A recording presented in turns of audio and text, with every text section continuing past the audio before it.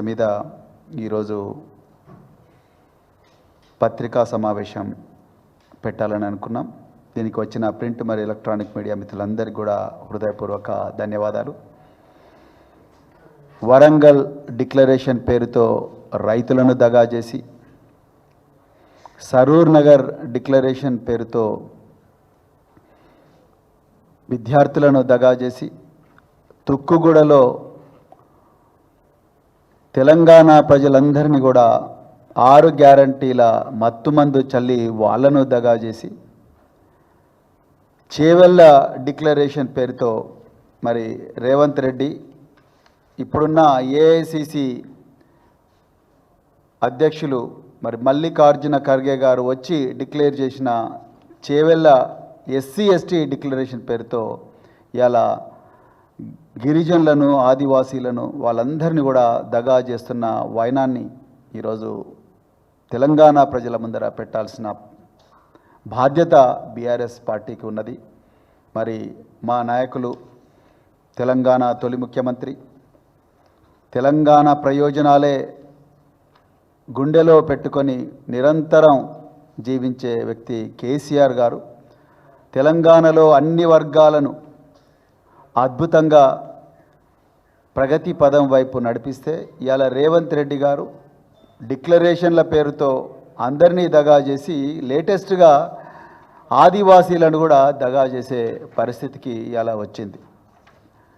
ఇటీవల ప్రభుత్వం GO number 49 పేరుతో కుమరం భీం కన్జర్వేషన్ రిజర్వ్ అంటే ఉమ్మడి ఆదిలాబాద్ జిల్లాలో ఉండే కవ్వాల అభయారణ్యాన్ని మహారాష్ట్రలో ఉండే అంధారీ తడోబా అభయారణ్యంతో కలుపుతూ ఒక టైగర్ కారిడార్ను ఏర్పాటు చేస్తున్నాం. ఈ టైగర్ కారిడారు వల్ల చాలామందికి కూడా ఉపాధి దొరుకుతుంది, చాలా మంచిగా అవుతుంది అని చెప్పేసి జీవో నెంబర్ 49 మరి వారు రేవంత్ రెడ్డి గారి ప్రభుత్వం రిలీజ్ చేసింది. ఇందులో చాలా తప్పులు ఉన్నాయి. మొట్టమొదటిది. రెండవది, రాజ్యాంగంలో ఉండే 5వ షెడ్యూలు, అదేవిధంగా ఫారెస్ట్ రైట్స్ యాక్ట్ దాని ఉల్లంఘన, అదేవిధంగా గిరిజన హక్కుల చట్టం ఏదైతుందో ఆ చట్టాల ఉల్లంఘన, ఇవన్నీ కూడా ఇందులో ఉన్నాయి. మరి ముఖ్యంగా రాజ్యాంగంలో ఉండే ఆర్టికల్ 14, ఆర్టికల్ 21 జీవించే హక్కు ఉల్లంఘన ఉంది. మళ్ళీ రిపీట్ చేస్తున్నాం, భారత రాష్ట్ర సమితి వన్యప్రాణుల సంరక్షణ కోసం పరితపించే పార్టీ. నిజానికి కేసీఆర్ గారి పాలనలో ఈ రాష్ట్రంలో మునుపెన్నడూ లేని విధంగా అటవీ ప్రాంతం పెరిగింది. ప్రతి సంవత్సరం కూడా కోట్లాది మొక్కలను తెలంగాణకు హరితహారం పేరుతో కేసీఆర్ గారు నాటించేవారు. అందరితో, కేవలం ఫారెస్ట్ అధికారులే కాదు, రాజకీయ నాయకులే కాదు, విద్యార్థులు, ఉద్యోగస్తులు, సీనియర్ సిటిజన్స్ అందరితో కలిపి నాటించి తెలంగాణ అటవీ ప్రాంతాన్ని పర్సంటేజ్ను మరింతగా పెంచిన గొప్ప దార్శనికులు కేసీఆర్ గారు. అదేవిధంగా వన్యప్రాణుల కోసం ఎంతో కష్టపడి మరి అటవీ ప్రాంతాన్ని డెవలప్ చేసి రకరకాల కార్యక్రమాలు చేశారు. అదేవిధంగా ఇటీవలనే తెలంగాణ రాష్ట్ర ప్రభుత్వం, రేవంత్ రెడ్డి నాయకత్వంలో నడుస్తున్న ఈ కాంగ్రెస్ పార్టీ రాష్ట్ర ప్రభుత్వం నిర్లజ్జగా హైదరాబాదు సెంట్రల్ యూనివర్సిటీలో 100 ఎకరాల అటవీ భూమిని సుధావర్మన్ వర్సెస్ స్టేట్ ఆఫ్ తమిళనాడు ఈ సుప్రీంకోర్టు జడ్జిమెంటును యథేచ్ఛగా పట్టపగలే ఉల్లంఘించి వందలాది మంది పోలీసుల పహారాలో 100 బుల్డోజర్లతోని 100 ఎకరాల అటవీ ప్రాంతాన్ని నాశనం చేసి పదుల సంఖ్యలో జింకలు, నెమళ్ళ సంహారానికి పూనుకుంటే ఆనాడు వీరోచిత పోరాటం చేసింది భారత రాష్ట్ర సమితి పార్టీ. కేటీఆర్ గారు, హరీష్ రావు గారు, బీఆర్ఎస్వి నాయకులు, ఇంకా ఎంతోమంది సీనియర్ నాయకులు పెద్ద ఎత్తున కూడా ఉద్యమం చేశారు. దీని మీద 2 విద్యార్థుల మీద నాన్ బెయిలబుల్ కేసులు పెట్టి జైలుకు పంపించిన రేవంత్ రెడ్డి. అటవీ ప్రాంత సంరక్షణ కోసం మరి పార్టీ చేసిన పోరాటం వల్లనే సుప్రీంకోర్టు గుర్తించి గౌరవ చీఫ్ జస్టిస్ బిఆర్ గవాయ్ గారు సెంట్రల్ ఎంపవర్డ్ కమిటీని తెలంగాణకు పంపించి అధికారులందరికీ కూడా వార్నింగ్ ఇప్పించిండ్రు. అప్పుడు కానీ రేవంత్ రెడ్డి ఆగలేదు. సో అలాంటి చరిత్ర బీఆర్ఎస్ పార్టీకి ఉన్నది. కానీ ఇవాళ ఎన్నో అబద్ధాలతో కూడుకున్న ఈ జీవో 49ను ఇవాళ ప్రజల ముందర తీసుకొచ్చి కేవలం 7 పులుల కోసం, నేను ముందరనే చెప్తున్నా, మేము వన్యప్రాణుల సంరక్షణకు పూర్తిగా సపోర్ట్ చేస్తాం, మా పార్టీ కల్చర్ అది. కానీ కేవలం 7 పులుల కోసం 7 లక్షల మంది గిరిజనులు నిరాశ్రులయ్యే పరిస్థితి ఇలా ఆసిఫాబాదు కొమరం జిల్లాలో, అదేవిధంగా నిర్మల్ జిల్లాలో, ఉమ్మడి ఆదిలాబాద్ జిల్లాలో నెలకొన్నది. ఇలా బిక్కు అనుకుంటూ గిరిజన గూడాలన్నీ కూడా బతుకుతూ ఉన్నాయి. వాళ్ళు ఊర్లలో నిద్ర లేని పరిస్థితి ఉన్నది, వాళ్ళ ఊర్లకు పోలేని పరిస్థితి ఉన్నది. అదేవిధంగా పోడు చేసుకున్న భూముల్లో నాగళ్ళు పెట్టుకోలేని పరిస్థితి ఉన్నది, నాట్లేసుకోలేని పరిస్థితి ఉన్నది. తొలకరి చినుకలు ఆల్రెడీ వచ్చినాయి, నాట్లేసుకోలేని పరిస్థితి ఉన్నది. వాళ్ళ నాగళ్ళు గుంజుకపోయి ఫారెస్ట్ అధికారులు అటవీ ప్రాంతాల్లో మరి ఫారెస్ట్ స్టేషన్లలో పెట్టుకుంటున్నారు, ట్రాక్టర్లు గుంజుకుంటూ ఉన్నారు. ఈసారి పత్తి వేసుకోకపోతే ఆ పత్తి నుండి వచ్చే డబ్బులతోని బియ్యం గింజలు కూడా కొనుక్కోలేని పరిస్థితి ఇవాళ అటవీ ప్రాంతాల్లో దాపురించింది. మరి రేవంత్ రెడ్డి గారు, మీ అధికారులు ఇందులో నేను చాలా క్లియర్గా అబద్ధాలు రాసిందని ఎందుకు చెప్తా ఉన్నా ఐటమ్ నెంబర్ 9లో పారా నెంబర్ 9లో చాలా క్లియర్గా ఇక్కడ ఏం రాసిండ్రంటే, district forest officer of Asifabad has conducted consultations with the local communities in 339 villages and habitations wherein the proposal to notify the area as conservation reserve was discussed. The communities expressed their support for notification of conservation reserve and పెట్టిండ్రు.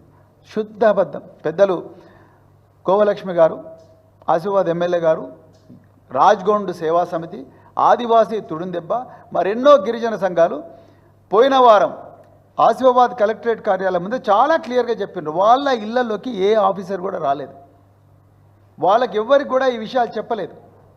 నిజానికి Pisa చట్టం 1996లో ఈ దేశంలో ఏర్పాటు చేయబడ్డ Pisa చట్టం ప్రకారము గిరిజన గ్రామాల్లో షెడ్యూల్డ్ 5 ఏరియాస్లో ఏ కార్యక్రమం చేసినా, ఏ భూమిని అక్వైర్ చేసినా, ఏ గూడాన్ని తరలించాలని ప్రయత్నం చేసినా ముందు ఆ ఆదివాసుల సంతకం కావాలి, వాళ్ళందరి గ్రామసభ జరగాలి. కానీ ఇక్కడ అదన్నీ ఏం జరగలేదని ఆదివాసులు చాలా క్లియర్గా చెప్పినారు. కానీ ఫారెస్ట్ అధికారులు మాత్రం 339 గ్రామాలకు పోయి మేము అందరితో మాట్లాడినాం, టైగర్ కన్జర్వేషన్ తీసుకురావడం మంచిదే, మా అందరికీ లాభం జరుగుతుందని గిరిజనులందరూ చెప్పినట్టుగా మరి ఇక్కడ రాసిండ్రు. కానీ ఇది పూర్తిగా అసత్యం, పట్టపగలే చెప్పిన అబద్ధం. ఇలాంటి అబద్ధాలతోని ఈ టైగర్ రిజర్వ్ తీసుకొస్తున్నారు. దీనివల్ల 7 లక్షల మంది గిరిజనులకు అన్యాయమయ్యే పరిస్థితి ఉన్నది.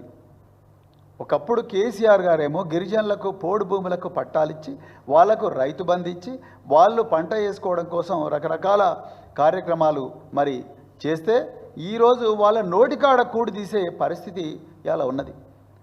నిన్నటికి నిన్న ములుగు నియోజకవర్గంలో ఎక్కడైతే పంచాయతీరాజ్ శాఖ మంత్రి మరి సీతక్క గారు ఉన్నారో, ప్రాతినిధ్యం వహిస్తున్నారో, ఆ ములుగు నియోజకవర్గంలో చెల్పాక్ అనే గ్రామంలో ఆదివాసీలు, వాళ్ళు అనాదిగా జీవిస్తున్న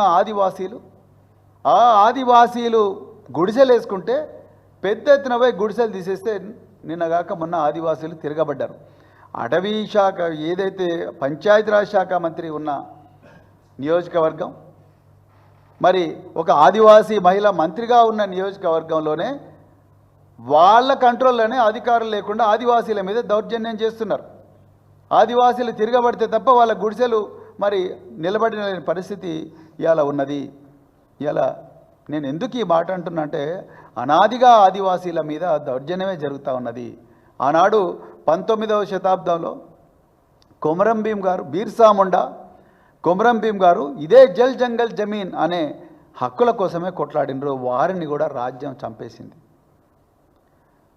ఇదే కాంగ్రెస్ ప్రభుత్వం పాలనలో 1981వ సంవత్సరంలో ఇంద్రవెల్లిలో వందలాది మంది ఆదివాసీలను చంపేసిండ్రు. కాంగ్రెస్ ప్రభుత్వంలోనే ఆ వందలాది మంది ఆదివాసులను చంపేసి ఇవాళ రేవంత్ రెడ్డి ఖుద్దు పోయి అక్కడ పోయి మరి నేను క్షమాపణ చెప్తున్నా మేం చేయలేదు ఆనాడు ఉమ్మడి పాలకులు చెప్పిన డ్రామా వేసిండు. ఇదే రేవంత్ రెడ్డి మరి ఒకవైపు ఆపరేషన్ కగార్ను నేను ఖండిస్తున్నా అని చెప్తాడు, అక్కడ ఆదివాసీలే చచ్చిపోతున్నారు. మళ్ళీ ఇదే Revanth Reddy tiger conservation zone అని చెప్పేసి కొత్త జీవో తీసుకొచ్చి ఆదివాసీలందరూ కూడా రోడ్ల మీద పడి చనిపోయి పస్తులుండి చనిపోయే ప్రమాదం ఉన్నది. ఇవాళ అటవీ శాఖ మంత్రి ఎవరు తెలంగాణ రాష్ట్రానికి? కొండా సురేఖ గారు. ఒక్క రోజైనా కొండా సురేఖ గారు ఆదివాసీలకు జరుగుతున్న అన్యాయం మీద ప్రశ్నించినరా? అడవి ప్రాంతాల్లో ఆదివాసీలకు వాళ్ళ జీవితాలకు జరుగుతున్న ఏదైతే దౌర్జన్యం ఏదైతే వాళ్ళు పస్తులతో చనిపోయే పరిస్థితి ఏతుందో, ఆకలితో అలమటించే పరిస్థితి ఏతుందో వాటి గురించి ఎక్కడన్నా మాట్లాడినరా? ఎక్కడ కూడా మాట్లాడలేదు.